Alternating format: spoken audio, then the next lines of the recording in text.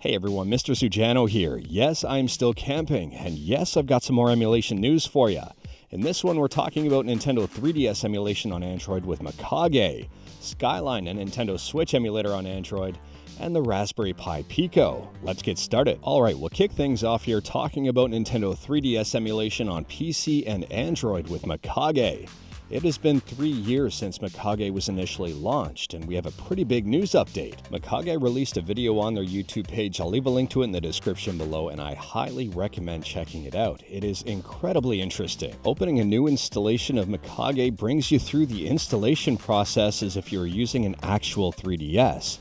And the main menu for Mikage is looking quite like a 3DS main menu. I do recommend checking out that video because your mind might be blown. In my opinion, I think Mikage is about to shake up the entire 3DS emulation scene, and I am all for it. Check out Mikage's YouTube page, I highly recommend it. Next up here, we're talking about the Raspberry Pi Pico. If your emulation needs aren't necessarily all that powerful and you're a very creative person, you'll be happy to know that Raspberry Pi has just released the Raspberry Pi Pico W. It is a wireless Raspberry Pi Pico. The Pico W has the same chip as the Pico, the RP2040, and it comes in at a whopping $6, $2 more than the standard Pico. And last up here, we're talking about everyone's favorite Nintendo Switch emulator on Android, Skyline. The testers have had their hands on the new version of Skyline, and the results are very impressive. A Snapdragon 665 can play 3D games running at 22 frames a second.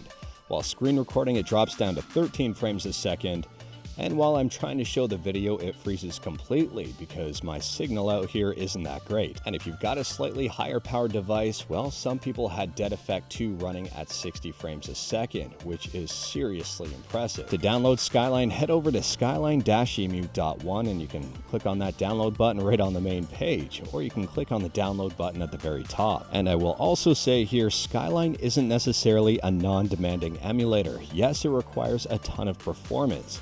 If you have an underpowered device, you might struggle to run some things on this emulator, and even if you have a higher powered device, you still might struggle to run things on this emulator. It's still extremely early on in terms of development, but the developers here are making massive breakthroughs. But anyways, that is all I've got for you in this one. Straight to the point, all stuff and no fluff. Let me know your thoughts about anything we talked about today in the comments below, and we did talk about some pretty big stuff like Mikage, or the Raspberry Pi Pico W, or even Skyline. Let me know in the comments below.